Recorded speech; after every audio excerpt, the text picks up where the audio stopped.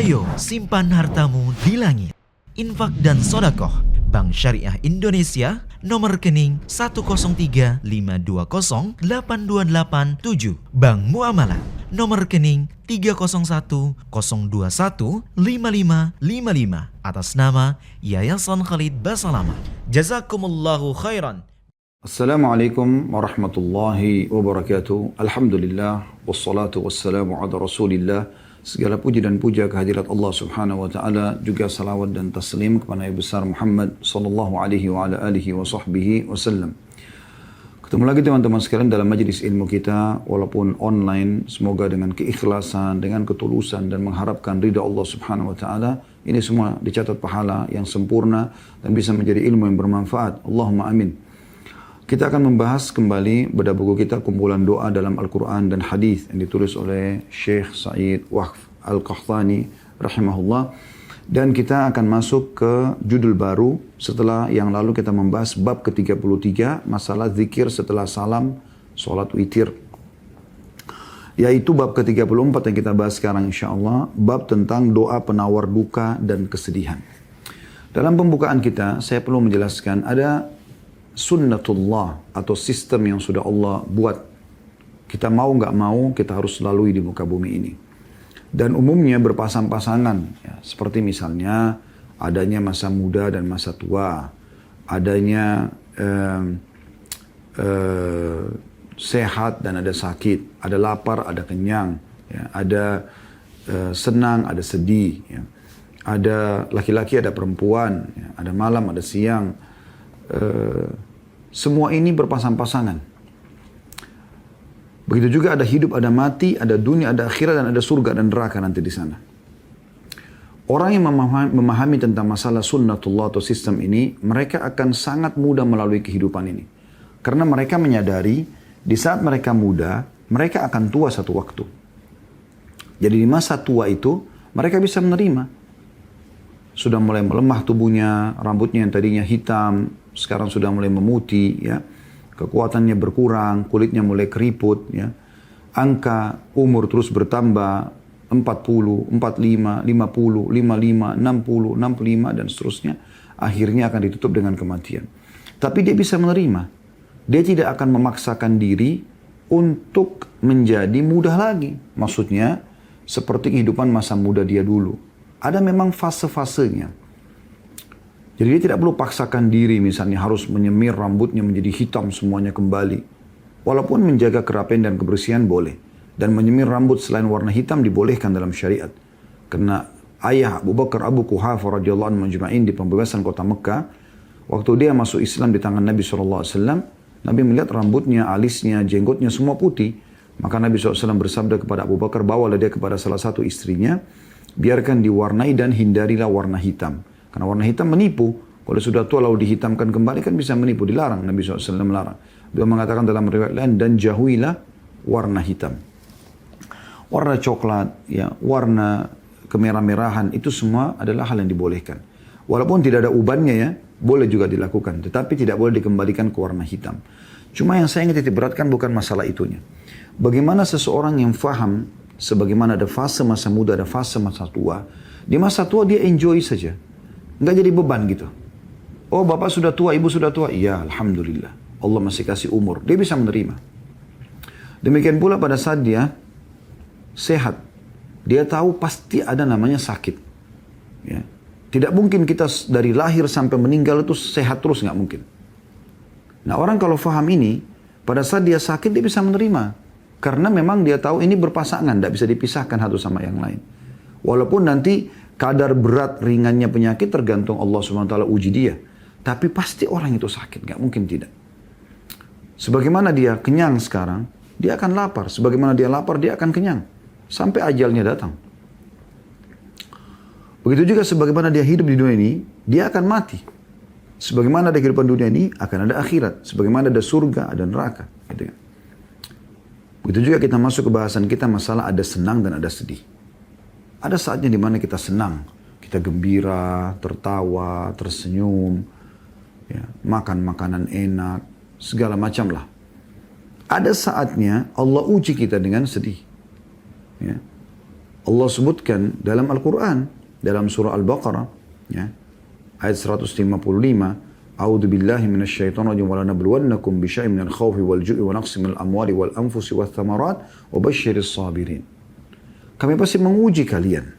Wa lanabluwannakum bisyai' dengan sedikit minal khauf, rasa takut, khawatir rugi bisnisnya, khawatir gagal rumah tangganya, khawatir keguguran kalau lagi hamil ibu misalnya, khawatir apalah ya, tidak berhasil sekolahnya dan seterusnya. Ada sedikit rasa khawatir Allah mengatakan. Dan nanti akan kita jelaskan makna sedikit di sini ya. Bisyai dengan sedikit ya. Minal khauf dari rasa takut. Wal ju' rasa lapar. Wa naqsi minal amwali wal anfus dan kekurangan ya. Dari harta dan jiwa. Was thamarat dan hasil-hasil panen. Wabasyiris sabirin. Sampaikan berita gembira kepada orang-orang yang sabar. Tapi saksi bahasan kita, ada ujian itu akan datang. Allah sebutkan sini diantaranya, ya, lapar, gitu kan. Rasa khawatir, rasa takut, rasa lapar, kekurangan, ya. Ada saatnya perusahaan Anda naik, ada saatnya turun. Ada saatnya Anda senang, ada saatnya Anda sedih. Ya. Allah pencipta mengatakan juga dalam Al-Quran, Huwa adhaka wa abka. Dialah yang membuat orang-orang itu tertawa dan menangis. Dipartnerkan oleh Allah subhanahu wa ta'ala. Walaupun Anda beriman patuh kepada Allah subhanahu wa ta'ala, tidak akan selamanya Anda senang. Ada saatnya Anda sedih. Bukankah Nabi SAW sedih? Bersedih karena meninggalnya Khadijah radhiyallahu anha, istri tercinta beliau yang mendukung dakwanya. Bersedih karena meninggalnya pamannya Abu Talib yang mendukung dakwah. Sampai dikenal di tahun 10 Hijri, di tahun 10 masa kenabian di Mekah, dari 13 tahun fase di Mekah berdakwah, ya, itu dikenal dengan di tahun ke-10-nya itu pada saat meninggal Khadijah dan Abu Talib, ya, dikenal dengan Amul Huzun, tahun kesedihan. Nabi SAW melalui itu. Beliau sedih. Ya. Kemudian meninggalnya anak-anak laki-laki beliau SAW, yang beliau berharap bisa jadi penerus generasi beliau. Meninggalnya Qasim anak pertama. Kemudian meninggal Abdullah menyusul. Semua masih kecil. Kemudian dikaruniai lagi anak yang ketiga perempuan laki-laki Ibrahim meninggal juga. Dikaruniai 4 anak perempuan meninggal, 3 di masa hidup beliau sallallahu alaihi wasallam. Jadi 6 anak beliau meninggal. 3 anak laki-laki Qasim, Abdullah, Ibrahim meninggal masih kecil. Meninggal juga 3 anak perempuan beliau, Ruqayyah, Ummu Kalthum, Zainab. Tinggal tersisa Fatimah saja radhiyallahu anha ajma'in. Itu meninggal setelah Nabi SAW meninggal, beberapa waktu setelah itu. Tapi Nabi SAW mengalami sedih itu.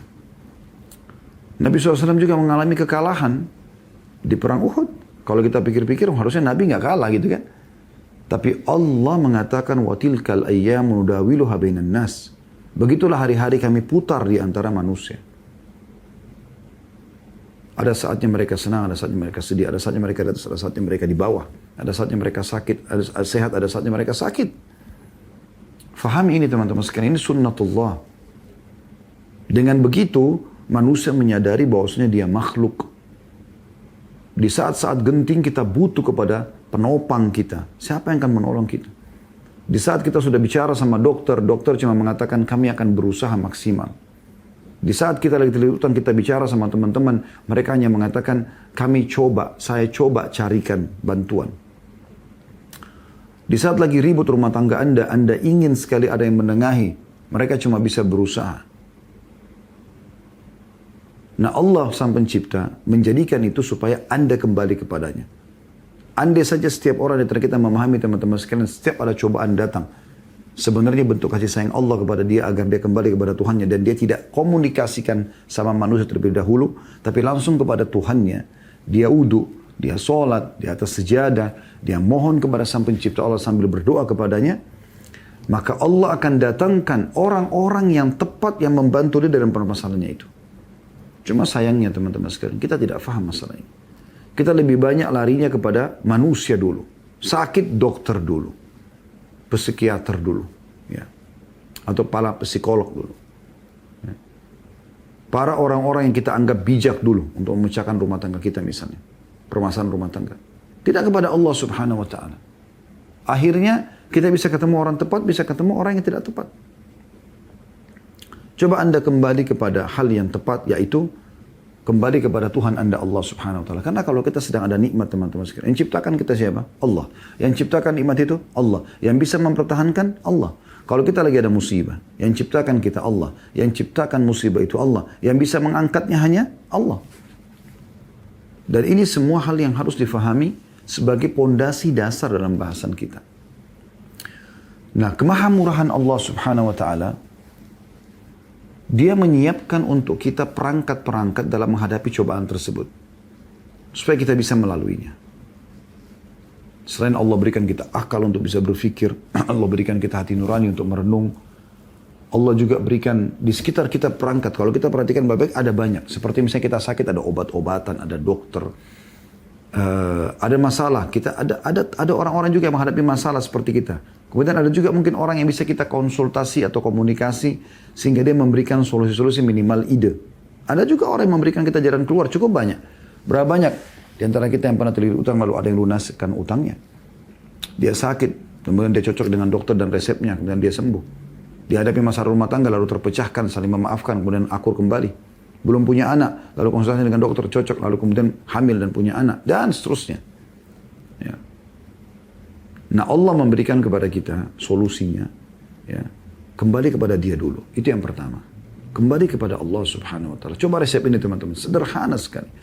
Masalah apapun, kembali kepada tadi surah Al-Baqarah 155, akhir ayatnya, وَبَشِّرِ الصَّابِرِينَ. Kalau ada masalah Anda hadapi, sampaikan berita gembira kepada orang-orang yang sabar.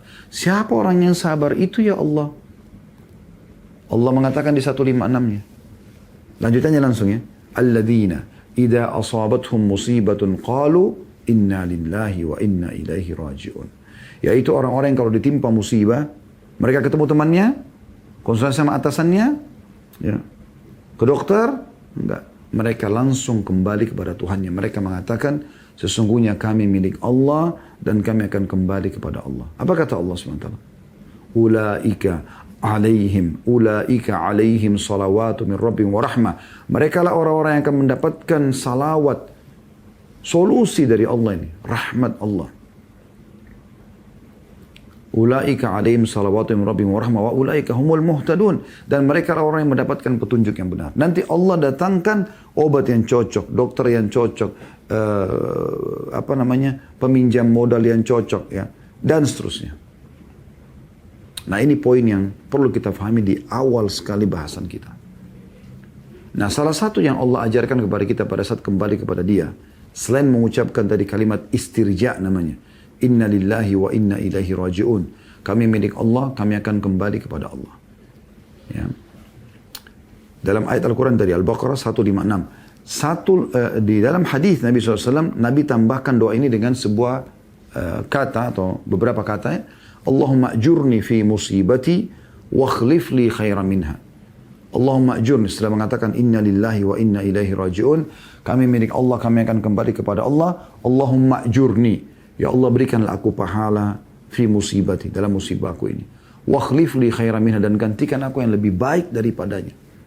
Kata Nabi SAW, maka Allah akan ganti kesedihannya, permasalahannya jadi kegembiraan. Berarti kan ada solusi dalam syariat. Tapi ingat, kembali kepada Allah. Sekali lagi, kembali kepada Allah. Jangan jadikan Allah nomor 30 teman-teman sekalian. Ini cuma istilah bahasa saya supaya mudah difahami. Dia terus ikhtiar dari dokter ke dokter. Nanti kalau sudah mentok dokter semua angkat tangan, baru sholat tahajud. Allah terakhir. Coba sebelum ke dokter, berdoa sama Allah.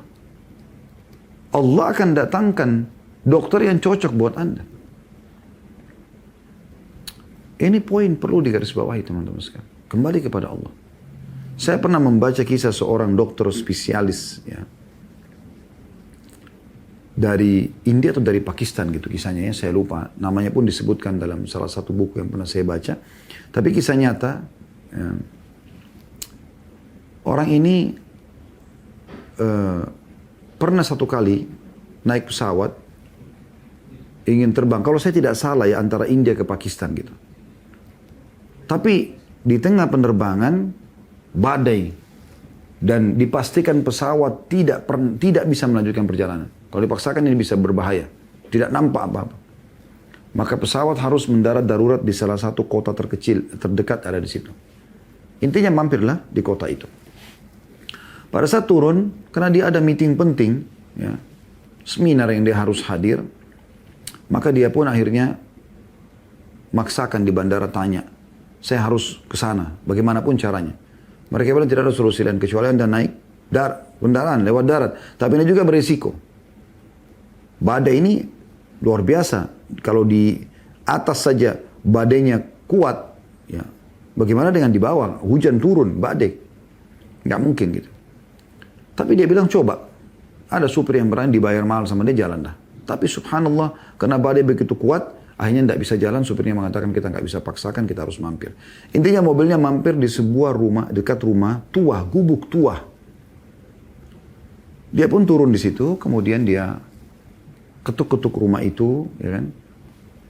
Dia pamit, dia ucapkan salam, ternyata muslimah yang ada di situ orang tua, nenek-nenek gitu. Kalau tidak salah ini spesialis penyakit tulang ya. Intinya nenek itu pun membuka pintu lalu mempersilahkan masuk dokter ini tanpa dia tahu siapa orang ini gitu. Dia cuma dokter ini mengatakan ini lagi badai, saya harus berlindung, bisa nggak saya di tempat nenek sebentar? Dia bilang boleh, silakan. Pada saat dia lagi duduk, dia lihat di atas ranjang di sebelah nenek itu ada satu anak cucunya nenek ini rupanya yang sedang kesakitan.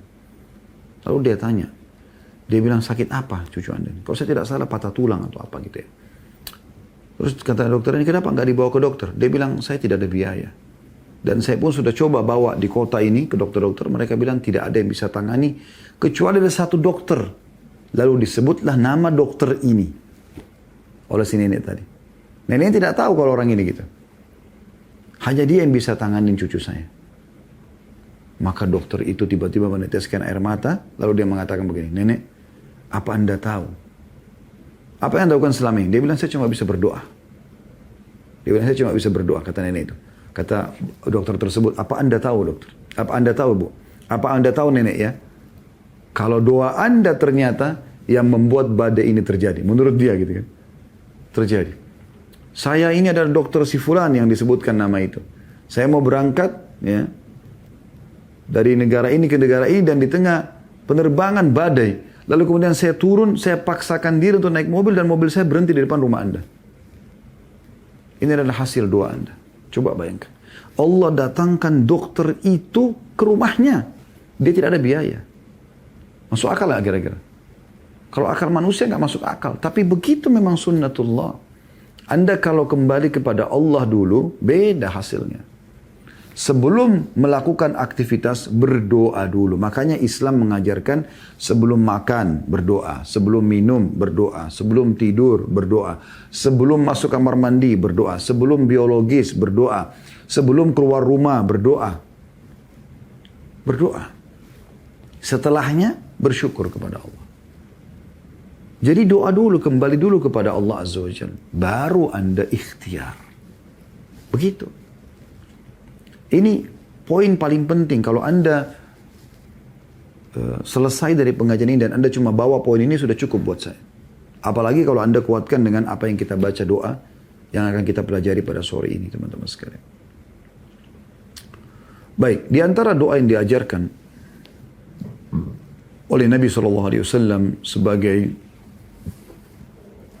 penawar duka dan kesedihan disebutkan di dalam hadis yang sahih diriwayatkan oleh Imam Ahmad jilid 1 halaman 391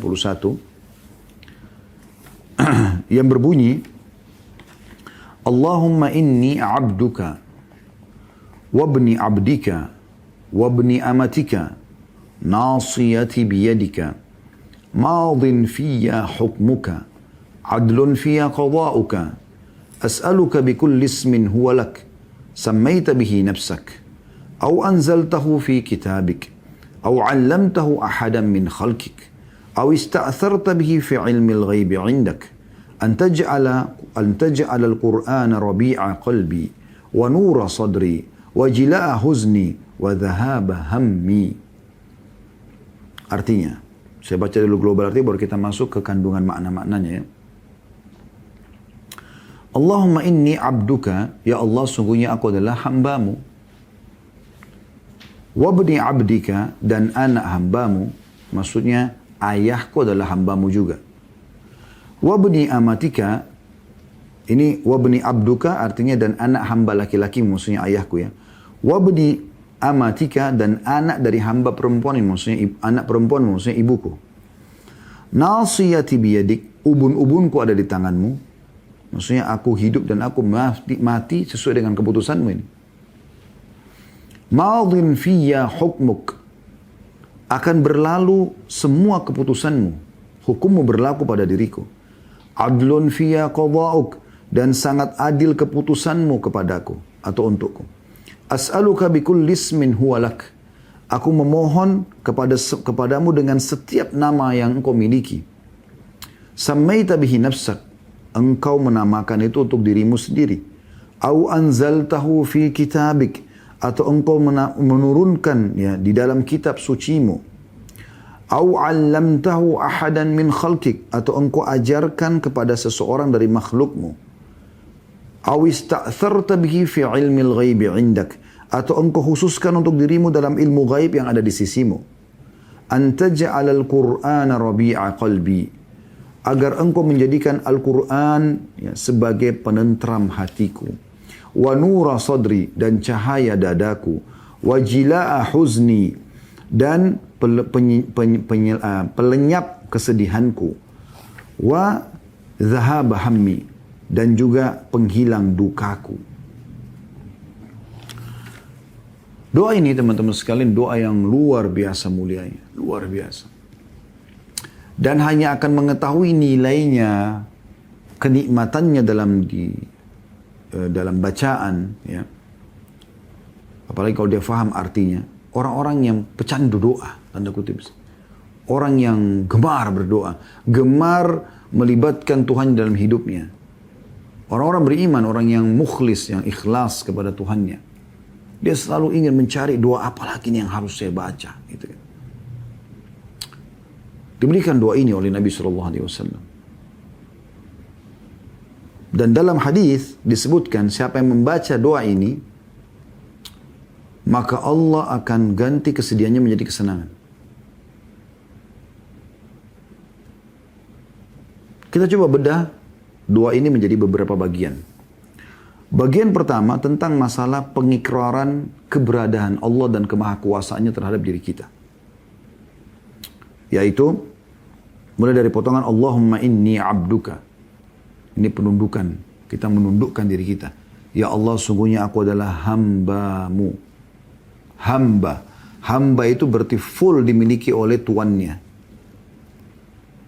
Aku adalah hambamu. Kemudian wabni abdika, dan anak dari hamba laki-lakimu, maksudnya ayahku. Aku pun berasal dari hambamu juga, dari sperma hambamu. Wabni amatika, aku juga berasal dari rahim, keluar dari rahim hamba perempuanmu, ibuku. Nasiyati biyadik, ubun-ubunku ada di tanganmu. Ini menandakan ruh kehidupan kita ada di tangan Allah. Ini sejalan dengan makna hadis tentang kalau seseorang akan meninggal dunia, semoga Allah tutup kita dengan husnul khatimah. Allah ganti semua amal-amal soleh, amal buruk kita menjadi pahala, dan Allah terima semua pahala amal soleh kita. Allahumma amin. Kalau orang mukmin akan meninggal dunia, akan duduk bersama atau ada datang kepadanya 3 sosok malaikat. Di kiri kanan dia, malaikat rahmah, kasih sayang, membawa kain kafan dari surga. Di ubun-ubun kepalanya, malaikat maut yang akan mencabut ruhnya. Yang berkata, hai jiwa yang baik, kembalilah kepada rahmat Tuhanmu. Jadi ubun-ubun ini memang sumber kehidupan, dicabut ruh di situ. Kalau tidak, malaikat maut tidak akan berdiri dari situ. Dan ini maknanya juga nasiyati biyadik, artinya kehidupanku ini sekarang, aku bisa hidup begini, aku bisa berdoa begini, aku bisa memohon kepadamu begini, karena aku ya, dihidupkan oleh engkau. Ubun-ubunku engkau yang pegang, ya Allah. Itu juga dalam salah satu zikir ya, yang dibaca di pagi petang tentang masalah Kita berlindung dari semua hal-hal yang buruk, ya, yang Allah memegang ubun-ubunnya, gitu kan. Artinya kehidupannya. Kalau tidak salah kita pernah pelajari juga itu tentang kita berlindung kepada Allah dari keburukan, dari semua yang Allah ciptakan, yang Allah memegang ubun-ubunnya, ya, seperti itu kurang lebih. Baik, kemudian madhin fiyya hukmuk. Peraturanmu, keputusanmu pasti akan berlalu pada hidupku. Artinya, sekarang ini aku lagi sedih, karena ini kan dua pelebur sedih ya. Ini karena keputusanmu, aku tahu itu. Aku terima itu. Itu maknanya. Ya. Madhin fiyya hukmuk artinya ini pasti berlalu. Aku terima atau tidak terima, tetap akan berlalu. Dan ini yang sangat difahami oleh Umar bin Khattab radhiyallahu anhu dikala beliau berkata, orang yang ditimpa musibah ada dua. Dua orang, dua contoh. Yang pertama, yang bisa menerima keputusan Allah itu. Dengan lapang dada, seberat apapun. Meninggal orang yang dicintai, bangkrut usahanya, ada orang yang ganggu dia, apa saja. Dia terima. Maka dia akan mendapatkan pahala, dia akan mudah melaluinya, dan dia akan dapat solusinya. 3 hal. Kalau Anda menerima itu sebagai keputusan Allah, ini nggak mungkin orang ini ganggu saya, tidak mungkin orang saya ini hilang, tidak mungkin saya sakit, kecuali memang Allah ingin menguji saya. Di situ pikirannya. Kita berpikir, oh Allah lagi uji saya. Sebagaimana Allah berikan saya nikmat, Allah juga akan uji saya. Di nikmat saya bersyukur, di sini saya bersabar, di cobaan. Nah itu. Dan saya pernah bilang juga, teman-teman sekalian, syukur pada saat nikmat ada dan sabar pada saat cobaan datang ini 2 sayap yang tidak boleh lepas satu sama, harus berimbang. Anda kalau cuma bersyukur kalau nikmat datang, lalu Anda keluh kesah kalau sedang musibah datang, ini nggak bisa, nggak jalan, nggak sejalan. Bukan sifat orang beriman itu. Makanya kata Nabi SAW, ajaban di amri mu'min, sungguh mengagumkan perkaranya orang beriman. Wala yakunu dzalika illa lil mu'min, dan itu tidak dimiliki kecuali orang yang beriman. In asaba sarra syakar, kalau dia berikan nikmat dia bersyukur. Wa in asaba dharra sabar, kalau dia berikan cobaan dia bersabar. Perhatikan, syukur pada saat nikmat datang dan sabar pada saat cobaan datang sama berimbang. Itu mengagumkan perkaranya. Maka ini perlu diketahui. Jadi madhin fiyya hukmuk artinya berjalan ini keputusanmu, tapi aku tetap terima. Kata Umar, orang yang radhiyallahu anhu, orang yang menerima musibah dan cobaan dari Allah, maka dia akan dapat 3 hal. Dia akan dapat pahala. Karena dia tidak, kalau dia protes, berarti dia sedang protes yang menentukan cobaan itu. Gitu.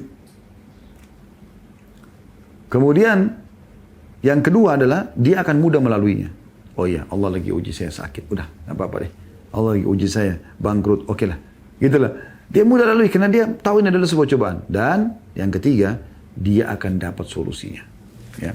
Dan ini luar biasa teman-teman. Pada saat Anda kemas ini dengan kesabaran, yakin di setiap sebuah cobaan yang besar, ujungnya kenikmatan besar. Perhatikan baik-baik ya. Kalau ada cobaan apapun yang datang dalam hidup antum, hidup Anda, pastikan di ujung cobaan tersebut akan ada jalan keluar dan ada sesuatu besar yang Allah janjikan. Allah bilang dalam Al-Quran, fa inna ma'al usri yusra. Di setiap kesulitan, lihat pasangannya, ada kemudahan. Lalu Allah pastikan pakai inna harfut ta'kid. Kosakata yang digunakan untuk memastikan, inna ma'al usri yusra. Pastikan di setiap kesulitan ada kemudahan. Pasti ada. 2 kali Allah ulangi ini. Ya. Dan kata Nabi SAW, inna idhamal ajri ma'idhamal bala. Sesungguhnya besarnya balasan nanti yang Allah akan kasih di dunia dan di akhirat tergantung besarnya cobaan. Jadi kalau makin besar cobaan tersebut, berarti ada sesuatu yang besar di sana yang Allah janjikan. Senyum. Oh, berarti ada ini. Gitu. Ya. Banyak orang punya masalah dalam rumah tangga dia. Yang penting dia tidak salah. Dia coba pertahankan tapi nggak bisa. Saya tahu ada orang begitu. Dia coba pertahankan tapi istrinya nggak mau sampai cerai. Subhanallah, dia sedih awalnya. Betul kan? Tapi dengan itu dia terpukul, akhirnya dia kembali kepada Allah Azza wa Jalla. Saya ketemu berapa tahun kemudian, dia cerita, dia datang ke tablik akbar kami sebelum pandemi, lalu dia teriak dari jauh, Ustaz, gitu. Ketemu saya, sudah lama saya nggak ketemu. Dia sudah berubah performanya juga. Saya tahu betul orang ini gitu, karena istrinya berteman sama istri saya gitu. Dan istrinya itu subhanallah meninggalkan dia dan nikah sama laki-laki lain dan segala. Dia terpukul awalnya dan tidak punya anak waktu itu ya. Setelah itu saya bilang, oh Masya Allah, iya. Bagaimana kabar akhi? Baik, Alhamdulillah. Bagaimana keadaan antum sekarang? Saya takut dia masih terpukul dengan perceraian dia dulu. Karena istri itu maksa dia untuk cerai. Dia bilang, Alhamdulillah Ustaz. Oh Masya Allah, Alhamdulillah. Gimana? Dia bilang, saya sudah dapat seorang istri salihah. Dan sekarang saya sudah dikaruniai 2 atau 3 anak gitu. Jadi mungkin di pandangan kita awalnya buruk. Tapi ternyata ada sesuatu yang Allah janjikan yang besar di sana. Kita nggak tahu. Ya? Allah katakan dalam Al-Quran itu. Wa asa an takrahu syai'in wa huwa khairun lakum. Bisa saja kalian benci sesuatu tapi itu lebih baik buat kalian. Wallahu ya'lamu wa antum la ta'lamun. Allah tahu dan kalian tidak tahu itu. Sangka baik dengan Tuhan, wahai saudaraku muslim. Allah itu lebih sayang kepada kita daripada ibu kita kepada diri kita sendiri. Allah tidak ingin kita menderita. Allah tidak ingin kita susah. Tapi Allah datangkan cobaan untuk memberikan kesadaran kepada kita. Kalau kita seorang hamba dan kita punya Tuhan. Untuk kembali kepada dia. Di saat musibah datang, Anda bisa meneteskan air mata. Anda bisa lebih lama sujud. Saya yakin kalau Anda kembali kepada Allah bisa lakukan itu. Anda bisa lebih khusyuk dalam berdoa. Yang mungkin itu tidak bisa Anda lakukan di saat tidak ada musibah. Itu poin penting. Sangat mahal itu. Dan orang yang sedang ada musibahnya, gitu kan? Itu mereka meringkas umurnya di atas ketaatan. Orang kalau lagi sakit, diajak temannya ke diskotik, dia tidak mau. Minimal tidak bermaksiat. Gitu. Ya. Lalu kata Umar, kembali kepada perkataan Umar, Umar mengatakan, dan orang yang kedua adalah orang yang ditimpa musibah dan tidak bisa menerima. Sakit berkeluh kesah, bangkrut berkeluh kesah, semuanya hidupnya keluh kesah. Pertama dapat dosa, kata Umar, karena dia memprotes keputusan Tuhannya. Yang kedua, sulit melaluinya. Padahal dia nggak mau seperti doa ini. Madin fiyya hukmuk. Pasti berlalu keputusan ini. Mau nggak mau? Kalau saat itu Allah tadi Anda sakit, pasti Anda sakit. Anda mau jengkel atau Anda terima, tetap Anda harus sakit. Anda akan dirawat di rumah sakit. Tapi kalau Anda terima, Anda bisa laluin. Oh, cobaan. Oh, setelah ini akan ada sesuatu yang besar, tadi saya sudah katakan. Hah? Atau Anda keluh kesah. Anda tidak bisa terima nih, dosa, Anda tidak bisa melaluinya. Dan yang ketiga, Anda nggak dapat solusinya. Nggak ada solusi. Akan mentok terus sampai Anda kembali kepada Tuhan Anda, Allah Azza wa Jalla. Makanya Allah katakan juga dalam surah Sajdah itu, "Walanudhiqanna minal adzabil adna dunal adzabil akbar la'allahum yarji'un." Dan kami cobakan mereka dengan siksa-siksa yang kecil sebelum siksa yang besar nanti di akhirat agar mereka kembali. Kembali ke mana? Ke jalan Allah. Nah, itu maksudnya. Ya. Mudah-mudahan poin ini bisa Allah tanamkan dalam hati kita semua dan kita jadikan sebagai prinsip hidup, teman-teman sekalian. Ini betul-betul ketentraman jiwa. Seberat apapun cobaan Anda lalui, Anda akan bisa melaluinya dengan izin Allah. Kalau Anda benar, Anda tinggal istiqamah. Kalau Anda salah, Anda tinggal taubat, luruskan kesalahan Anda. Itu makna madin fiyya hukmuk. Kemudian adlun fiyya qada'uk. Dan sangat adil keputusanmu padaku. Allah Maha Adil. Allah kasih kita cobaan itu, Allah Maha Adil. Allah tahu kenapa Allah berikan itu. Dan ada sebuah hadis mulia yang bisa juga kita pegang, hadis sahih. Kata Nabi SAW, Allah tidak akan menguji hamba di atas kemampuan dia. Al-Quran mengatakan, la yukallifullah nafsan illa us'aha. Allah tidak akan bebankan hamba di atas daripada kemampuannya. Allah ajarkan juga kita, di akhir surah Al-Baqarah, Rabbana wa la tuhammilna ma la taqata lana bi. Ya Allah, jangan kau bebankan kami di atas kemampuan kami. Allah sudah tahu itu, makanya Allah jadikan sebagai doa kita di akhir surah Al-Baqarah. Jangan bebankan kami di atas kemampuan kami. Memang tidak mungkin Allah kasih di atas kemampuan. Artinya semua cobaan kita, Allah sudah tahu. Allah dengan Maha Adil. Orang ini mampu melaluinya. Orang ini dengan cobaan ini. Orang ini dengan cobaan ini. Ada coba di harta, ada coba di keluarga, ada coba di mertua, ada coba di ipar, ada coba di anak, ada dicoba segala macam. Ini potongan pertama dari doa tentang mengembalikan kepada tauhid. Pengikraran tentang penghambaan kita kepada Allah. Nah, ini penting. Ya. Anda kalau di perusahaan ada tulis, saya seorang staf bekerja di sini sudah sekian tahun. Anda seperti merendah gitu dengan atasan hanya untuk minta dinaikkan gaji. Tanpa kita samakan dengan Allah. Allah Azza wa Jalla lebih pantas Anda puji-puji seperti ini. Anda akui dulu semua, baru kemudian Anda masuk di potongan kedua, ya, untuk meminta kepada Allah Subhanahu wa taala, tapi belum juga masuk kepada poin permintaan hilangkan kesedihan ya. Masih meminta kepada Allah tapi menggunakan puji-pujian juga. Kalau tadi kan murni pujian saja. Ini sudah mulai meminta. Tapi ini yang kita jadikan sebagai kalau makanan itu nampannya ya. Mulai dari potongan as'aluka bikulli ismin huwalak. Ya Allah, aku minta ya melalui semua nama yang kau miliki. Allah kan punya nama-nama dan sifat-sifat yang mulia ya. Tidak terkecuali semua nama ya Allah yang engkau miliki yang digunakan untuk berdoa dan menyeru, memanggil kepadamu. Aku minta dengan nama itu ya Allah. Aku nggak bisa sebutin satu persatu. Tapi semua, bikulli ismin, semua nama. Huwalak, milikmu ya Allah. Mau jutaan, mau miliaran, mau triliunan nama, pokoknya ya Allah aku minta dengan namamu itu. Siapa yang ajarkan kita ini? Allah Subhanahu wa taala. Melalui Nabi Muhammad SAW bertema, Allah dari sini punya nama banyak sekali. Bukan hanya 99 yang Anda hafal. 99 itu hanya yang dianjurkan supaya kita gunakan. Tapi masih banyak nama-nama lain terbukti dalam doa ini. Maka kita minta dengan kemahamuliaan Allah dengan namanya seluruhnya yang Allah suka dia dipanggil ya, dengannya dan Allah ijabah doa-doa hambanya dengan dipanggil namanya itu, maka aku minta dengan itu ya Allah.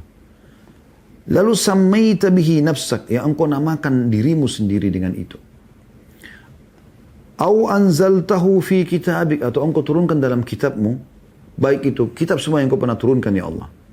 Yang kita wajib imani kan Zaburnya Tauratnya Nabi Musa, Zaburnya Nabi Daud, Injilnya Nabi Isa, Quran Nabi Muhammad SAW. Ini yang kita tahu, ini 4. Ada sebagian ulama tambah dengan yang kelima, suhuf Nabi Ibrahim, lembaran Nabi Ibrahim.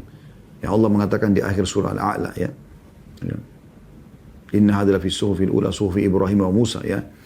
Ini adalah di suhuf-suhuf, lembaran-lembaran yang pertama-tama turun pada Ibrahim dan pada Musa. Tapi ada juga kitab-kitab yang Allah turunkan yang memang kita tidak dibersampaikan. Sebagaimana juga banyak nabi-nabi dan rasul yang Allah tidak ceritakan kepada kita. Bahkan tidak diceritakan kepada nabinya Muhammad SAW. Allah katakan dalam Al-Quran, banyak rasul-rasul yang kami sudah ceritakan padamu dan masih banyak belum kami ceritakan kepada Muhammad. Sampai setelah Nabi SAW menceritakan tentang kasus pertemuan antara Nabi Musa dan Nabi Khidir alaihissalatu wassalam, kata Nabi Muhammad SAW, andai saja Musa, semoga Allah merahmati Musa. Andai Musa tidak banyak protes Khidir, kita akan banyak mengetahui tentang mukjizat Allah pada Khidir. Artinya Muhammad SAW cuma tahu yang diceritakan saja, yang tidak diceritakan masih banyak. Jadi nama yang engkau namakan dirimu ya Allah. Nama yang engkau turunkan dalam kitab yang aku tidak pernah tahu. Au 'allamtahu ahadan min khalqik, atau engkau ajarkan kepada salah satu dari hamba-hambamu. Dari nabi-nabi, dari orang-orang saleh. Ya. Dan ini memang terbukti ya, karena ada juga hadis syafaat, dikenal dengan hadis syafaat pada hari kiamat nanti, kata Nabi SAW, pada saat orang-orang semua kepanasan, mereka datang kepada Adam nolak untuk memberikan syafaatnya kepada Allah, sampai datang kepada Nabi Muhammad SAW, dan Nabi SAW mengatakan, ana lahu, aku pemiliknya, untuk pemiliknya. Ini riwayat panjang, saya ringkaskan. Lalu kata Nabi SAW, aku pun datang ke bawah arsy-Nya Allah, singgasana Allah, lalu aku sujud. Dan pada saat itu Allah membukakan untukku puji-pujian yang belum pernah diajarkan untuk hamba-hambanya sebelumnya. Berarti Allah mempunyai banyak nama-nama yang mulia. Tapi di sini sudah diringkaskan semuanya luar biasa gitu, ya. Tidak tertinggal satu pun. As'aluka bikulli ismin huwalak, aku minta dengan namamu semuanya ya Allah. Ya, sammaita bihi nafsak, engkau namakan dirimu sendiri. Au anzaltahu fi kitabik, atau engkau turunkan dalam kitabmu, kitab manapun termasuk selain Al-Qur'an. Au 'allamtahu ahadan min khalqik, atau engkau ajarkan kepada hamba-hambamu. Mungkin diajarkan kepada manusia, mungkin diajarkan kepada jin, mungkin diajarkan kepada malaikat, mungkin kepada hewan. Hewan-hewan juga bertasbih memuji Allah. Kita tidak tahu. Aw ista'tharta bihi fi 'ilmil ghaibi 'indak, atau engkau menyimpan khusus di ilmu ghaib yang hanya kau yang tahu ya Allah. Ini semua permohonan ya, yang diikutkan dengan pujian kepada Allah. Belum minta kepada hajat kita. Kalau awal tadi kan semua pengikraran penghambaan. Belum ada meminta. Tapi di sini ada as'aluka bikulli ismin. Aku minta dengan namamu. Bertawassul dengan nama-nama Allah SWT. Dan ini maknanya sangat dalam. Juga diambil dari potongan teman-teman. Au 'allamtahu ahadan min khalqik. Di sini ada faedah penting juga. Yaitu kalau seseorang terbiasa berdoa kepada Allah. Akan beda kondisinya dengan orang yang tidak terbiasa berdoa. Kalau Anda tidak biasa berdoa antara azan dan iqamah, Anda tidak menjadikan itu sebagai sesuatu yang penting dalam hidup Anda. Tidak khususkan doa di sepertiga malam. Pada saat hujan turun tidak khususkan doa. Tidak saat musafir jalan saja tidak pernah berdoa. Misal contoh. Maka beda antara Anda dengan orang yang selalu kejar doa. Orang yang selalu kejar doa ini Allah akan mudahkan lisannya. Mengucapkan kalimat-kalimat yang mungkin dia tidak pernah terfikir sebelumnya. Coba Anda praktekin. Anda mulai sekarang berikrar saya mulai berdoa kepada Allah. Minimal antara azan iqamah aja deh. Sehari berarti 5 kali. Khusus. Pokoknya dengar azan, habis azan, baca doa, habis azan langsung berdoa kepada Allah. Walaupun cuma 1-2 menit, rutinkan. Seminggu misalnya. Nanti, doa-doa yang Anda baca, Anda coba baca maksimal apa yang Anda ingat. Nanti minggu depan atau bulan depan, Anda akan terfikir untuk baca doa yang lain. Yang mungkin belum terlintas di benak Anda sebelumnya. Dan ini terjadi pada hampir semua ibadah ya. Kalau Anda terbiasa sholat malam. Anda awal lakukan beda dengan Anda kalau sudah rutin lakukan.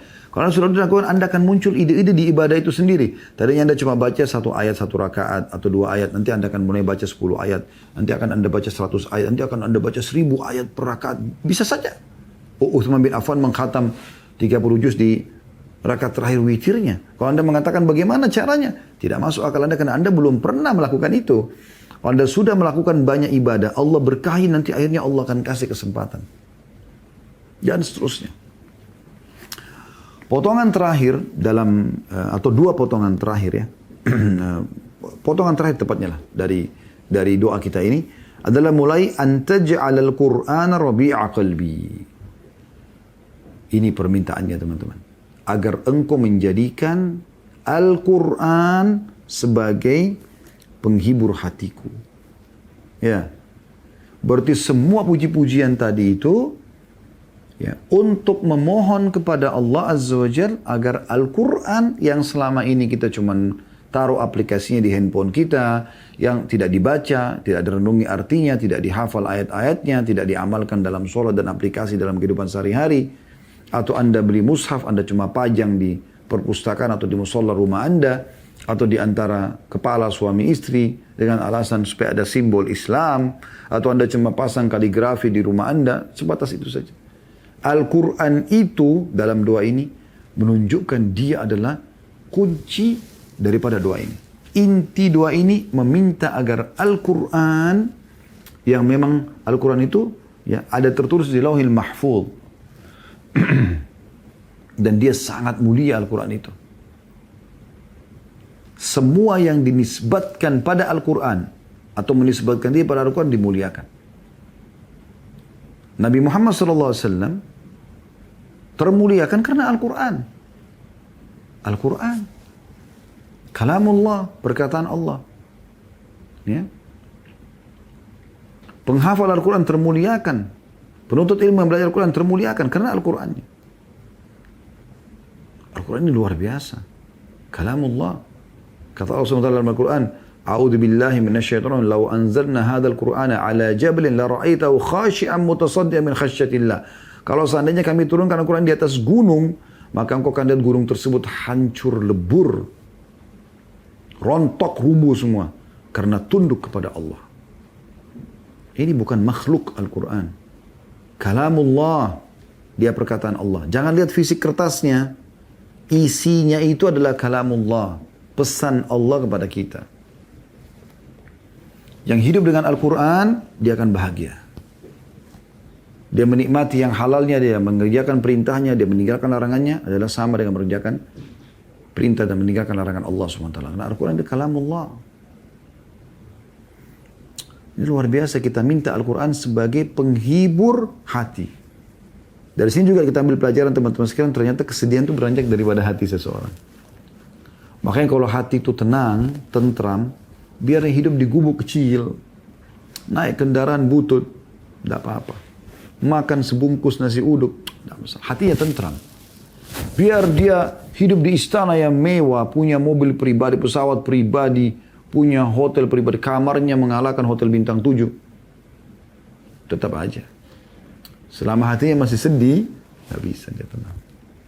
Ya, di sini ketenangan itu, di sini.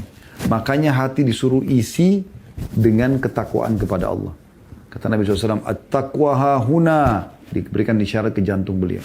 At-taqwa hahuna, ketakwaan ada di sini. Ya.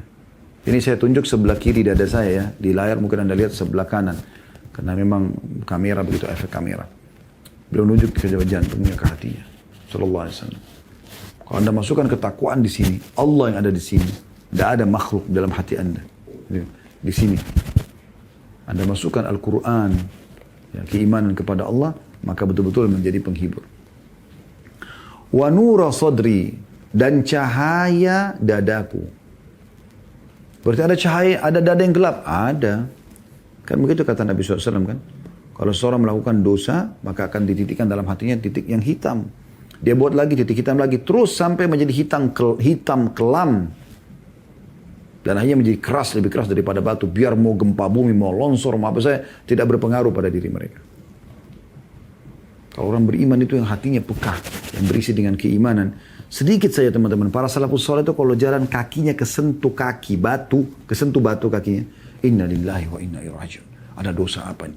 Lewat di satu jalan, ada bau busuk tercium dari hidungnya. Inna lillahi wa inna. Jadi kan langsung sebagai peringatan, ada yang sesuatu.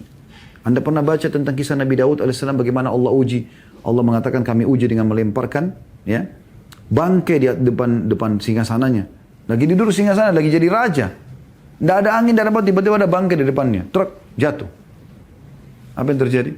Langsung Nabi Daud sujud. Nggak mau angkat kepalanya. Sampai tunggu wahyu datang. Allah uji dia. Tapi orang beriman begitu. Peka sekali. Makanya kata Nabi SAW, orang beriman itu kalau lakukan dosa walaupun kecil, dia lihat seperti gunung yang besar di pundaknya. Ketakutan Allah azab. Dan orang munafik kalau buat dosa besar, dia lihat seperti lalat hinggup di hidungnya yang dia usir seperti ini. Nabi SAW berikan gambaran. Jadi dada itu bisa bercahaya. Sebaliknya kalau orang tak berbuat dosa, kalau orang buat amal soleh maka ada titik cahaya yang terang.